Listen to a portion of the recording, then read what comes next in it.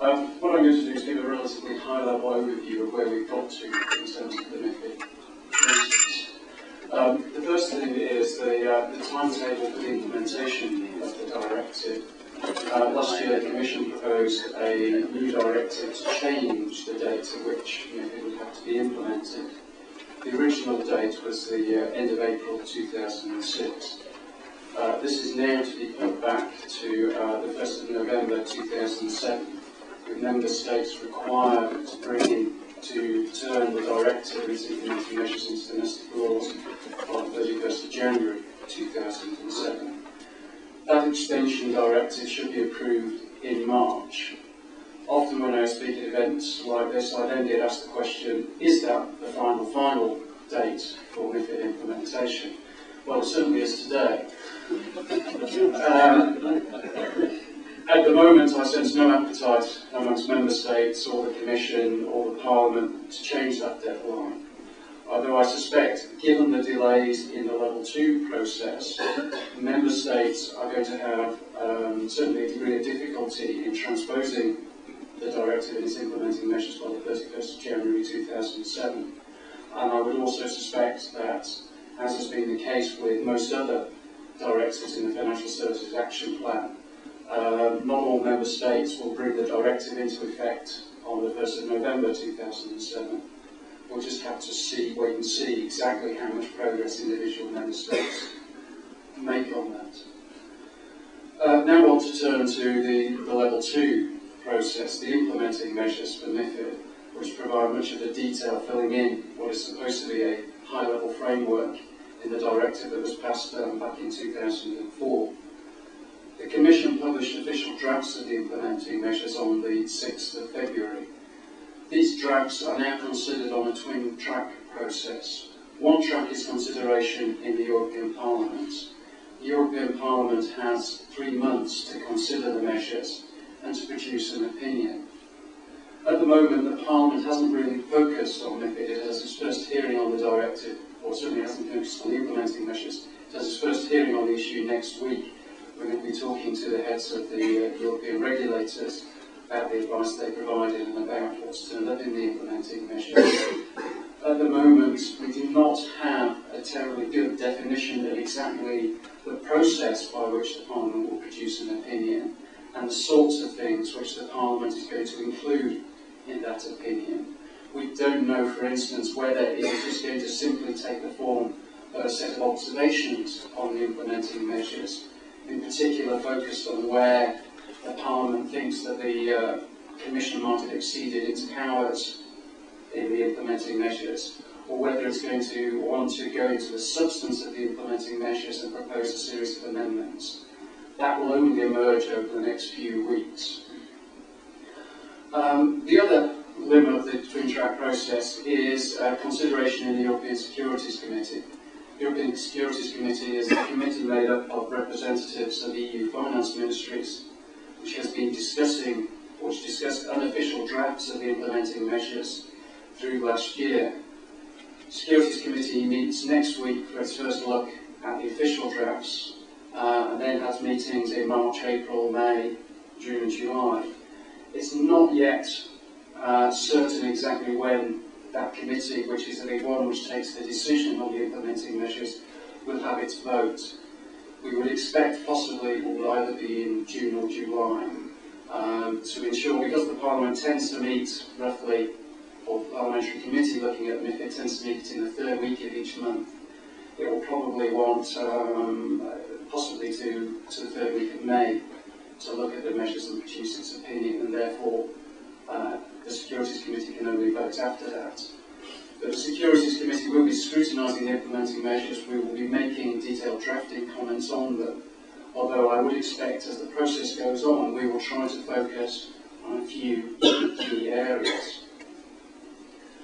In terms of where the drafts have got to, the sort of headline from a UK government perspective is that we are reasonably happy with the drafts that the Commission produced on the 6th of February. Certainly on a series of key issues, we think they strike a reasonable balance. There was a significant amount of debate in the Securities Committee between different member states on a variety of issues, but we think the Commission has struck reasonable compromises. The sort of four key areas where we think the compromises that have been reached are reasonably good, and it's particularly important they are maintained, are firstly the definition of systematic internalisers and the definition of liquid shares, which affects how the directive works in terms of the pre-trade transparency obligations, the information that firms have to put out when they're trading shares away from an exchange. In effect, the definition of systematic internalisers is fairly flexible. It amounts to saying that a systematic internaliser is someone who internalises on a systematic basis, which in effect we feel allows firms to make a business decision as to whether they want to go down that route or not, rather than having an arbitrary set of quantitative criteria which might drag firms in who don't want to go down that particular route. The definition of liquid shares is something, is certainly the aspect of the level 2 measures which probably involves the greatest degree of compromise. It in effect has two or even three elements to the definition. Member states who have lots of shares which are going to be treated as liquid have a choice as to which definition they choose. In the UK we will choose one which will lead to about 114 shares in the UK being deemed to be liquid and therefore subject to pre-trade transparency obligations for people trading away from regulated markets and MTS. The French and others are likely to choose a slightly wider definition. If we'd gone for that wider definition, it would have dragged in somewhere around 190 shares into the definition of liquid shares in the UK. And then for those member states who have below 5 liquid shares on either of the two main definitions, they are able to nominate up to 5 shares as being liquid, even though they don't meet a set sort of pan-European criteria. Second area, we think the text has come out in a reasonable place is the definition of investment advice. There was a significant debate about whether this should include generic advice, i.e. advice about whether somebody should buy shares or bonds based on their personal circumstances, as opposed to specific advice, should they buy a specific share, Vodafone, ICI, whatever. We prefer to keep it at the specific advice level, which is what is currently regulated in the UK, because we were concerned that if you regulate generic advice, it basically means when you go to a financial institution to have any form of conversation about financial instruments, the financial institution would have to do a suitability test to make sure that what it said to you was wholly suitable given the breadth of your circumstances, your knowledge of financial markets, your experience of buying financial instruments. And we think that that would basically force the banks to charge for that kind of advice, or would force them to be more aggressive in trying to sell you things further on down the line. And that would not be helpful in terms of ensuring people, if we're trying to encourage a culture of long-term savings, that people feel comfortable about going and having initial discussions with financial institutions. Third area was the definition of commodity derivatives. The definition that's in the definition that was provided by CSER had both indicative elements and conclusive elements as to when a commodity derivative should be included within the scope of the directive. The Commission and a lot of continental member states didn't like that approach. They wanted something, a test that was much more based on conclusive elements, and is in a sense different from the test that we have in the Regulated Activities Order, the Commercial Purpose Test and the Regulated Activities Order in the UK. We have moved in the implementing measures towards relying on conclusive elements, but those conclusive elements have been road tested with industry both in the UK and on the continent, and they are happy that where the definition has come out only drags into the scope of the directive financial instrument of commodity derivatives where they are very akin to financial instruments rather than where they clearly have a more commercial purpose. The fourth area where we think the compromise reached in the text is good relates to outsourcing. The directive requires firms basically to be responsible when they are outsourcing services and activities to other companies. But there is a restriction where people outsource retail portfolio management to providers based outside of the EU.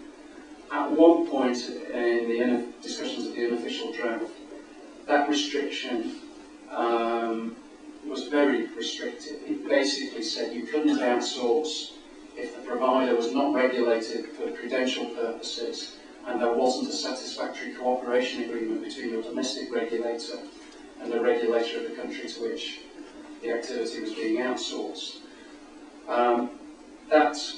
Those elements are in there, but if they are not met, you still can outsource where you have notified the outsourcing to your regulator and your regulator doesn't object to it.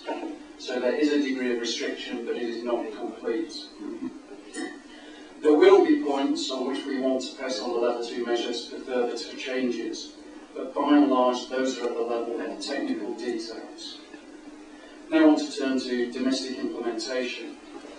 Most of the implementation in the UK is a matter for the FSA. Big changes to the FSA's handbook, which Martine will talk about shortly.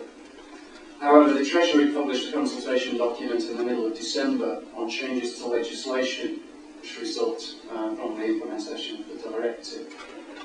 There are really two main elements to the changes to legislation in the UK. One is changes to the Regulated Activities Order, which basically defines the activities and the instruments that we regulate in the UK, and which needs to be changed to accommodate the directive. Although in broad terms there is relatively little in the directive that we are required to regulate, which we don't regulate already. The other main element are changes to the regime we have for recognised investment exchanges. For the first time, MiFID includes a section setting out a set of high-level principles for the regulation of what it calls regulated markets, which more or less is equivalent to the UK concept of a recognised investment exchange. As a result of that, we are having to change some of the wording in Part 18 of the Financial Services and Markets Act and in so-called recognition requirements, which sit within Part 18 of the Financial Services and Markets Act. But in broad terms, we think the effects of those are relatively limited. What we are doing is simply clarifying the language that we've used domestically to make sure it copies across some of the concepts which are used in the directive. We will be holding round tables to discuss the Treasury consultation paper, which will be on the 7th and the 14th of March.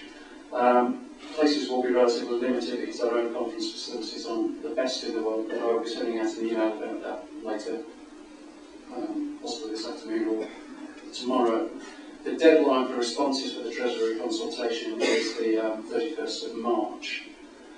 Once consultations are in, we will look at them, we will then go down revising our proposals, we will talk to the industry about the major revisions we are making. We will also have to take some account of what is happening at level 2, although most of what is in level 2 falls to the FSA to implement rather than to the Treasury.